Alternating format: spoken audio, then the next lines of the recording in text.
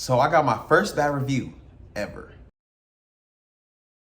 For people that don't know, I've been cutting hair for 6 years. For the last 3 or 4 years, I've been using Setmore for my online booking. And like most online booking platforms, there's an option for your clients or customers to leave reviews. So as of today, July 8th, 2022, I have 197 5-star reviews.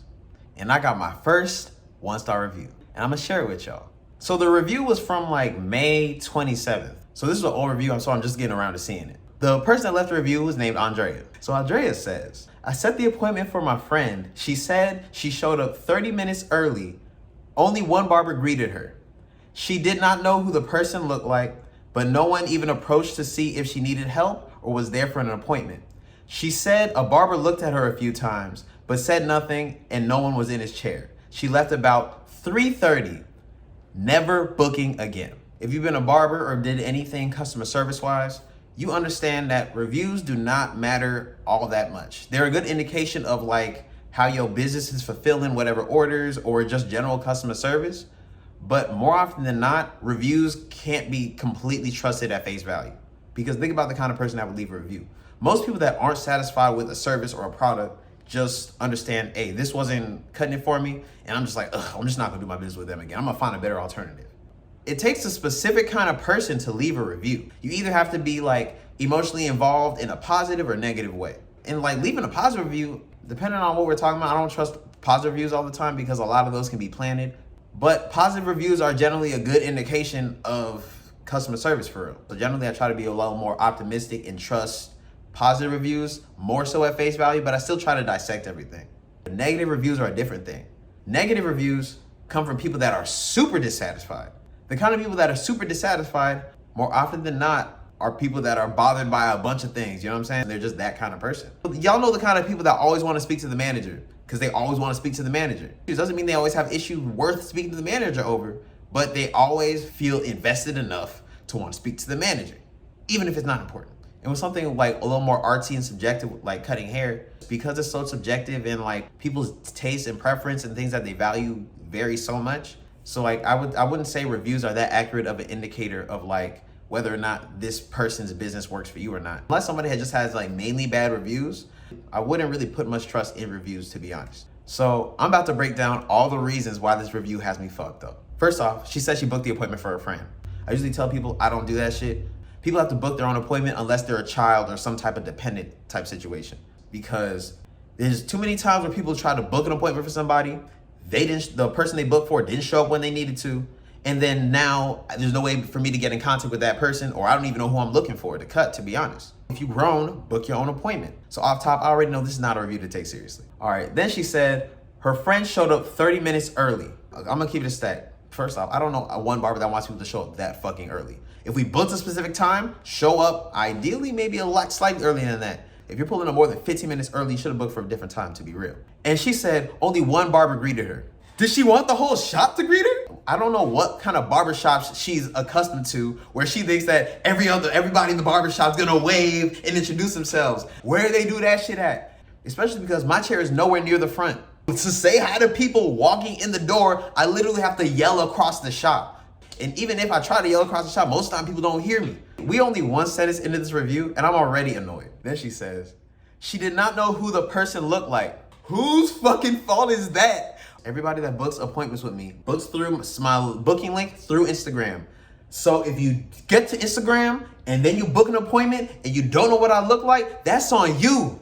My name is on everything. You know my name. She did not know who the person looked like, but no one even approached to see if she needed help or was there for an appointment. Nigga. So the shop that I cut at Barber Nails and Beyond is a barbershop / salon / nail place / tattoo place. There's a lot of traffic through the shop and a lot of people come for different things from different people.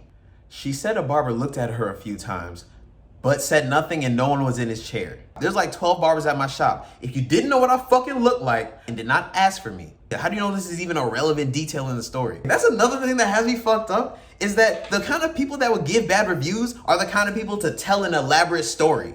Like people that let's say have a bad experience and let's say don't feel moved to have a review, if you were to ask them about their experience, they would say, I mean, he was late and I didn't really like that and I just wasn't gonna do business with him. These kind of people are the type to build a whole narrative around it.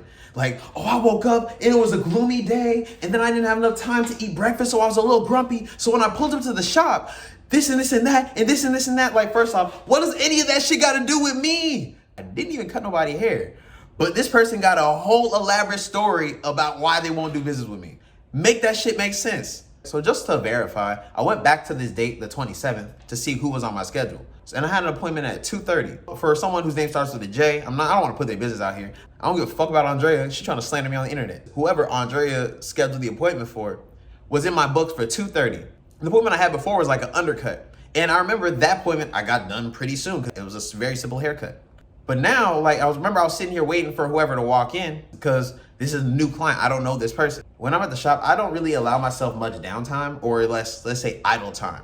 I'm always, if I'm at the shop, I'm doing something productive. If not working on content, I'm cutting. If not doing that, I'm thinking about business things. I'm trying to clean up my process in whatever area. I'm always working on something very productive. So when I have gaps in my schedule, I might be editing or I might be writing some shit down, brainstorming, whatever. So I remember I just had a lot of time. After 15 minutes past the appointment time, like if they're not there, I just mark it as a no call, no show. Like with buffer time, I might still have time to get them. But it's 15 minutes and in my perception is you're not there, then shoot, no show. So I decided to use that time in a more productive manner. So the rest of the review, Andrea is talking about blah, blah, blah, no one was in his chair. She left about 3:30, never booking again. So Andrea trying to tell me, the person that she booked for came 30 minutes early and stayed till 3:30. So that means if their appointment is at 2:30, that means they showed up at 2, which was not the correct appointment time, whatever. Waited past the appointment I had at 2. More than likely saw me not cutting hair, decided not to ask no questions. Keep in mind, most people are not looking for their clients half an hour early. So if someone comes in half an hour early, more than likely, I'm gonna assume they're somebody else's client, especially if they don't talk to me. Now I'm thinking about it. She said a barber looked at her a few times but said nothing and no one was in his chair. For a person that's been in barbershops for a big portion of his life, I understand that when a barber looks at you and there's nobody in his chair, that's usually the cue. Like, hey, what you here for? You want a haircut? And talking about never booking again. Did you even really book the first time? So this is really funny to me because in my head, it's like Andrea's friend was not assertive to book her own appointment, right? And then not assertive enough to say, hey, I'm here for this appointment. And then not assertive enough to write her own review. So she just ran to her friend and said, hey, even though I'm a stranger, he didn't notice me. And one of the things that's really killing me about it is one of the reasons I got sent more is because, of course, it's like convenient in a lot of different ways. They should be paying me for this video. Whatever. Maybe one day. Setmore, hit my line. Give me a referral link or something. But one of the main reasons I picked Setmore for booking is because I can approve and publish reviews. Like, not just anybody can throw up a review and it's just taking down my overall score or people can just see it. Like, I have to approve every review that goes up. So they put all this mental and emotional energy into concocting this whole story of how this shit happened, just for it not to matter and just for me to make some content and potentially get paid off of it. Never booking again. I hope so. I don't need that shit. I hope you never book again. Leave another review though, I need some more content. You know, this is all jokes. I don't think I know these people personally. And if I do know these people personally, that's even funnier.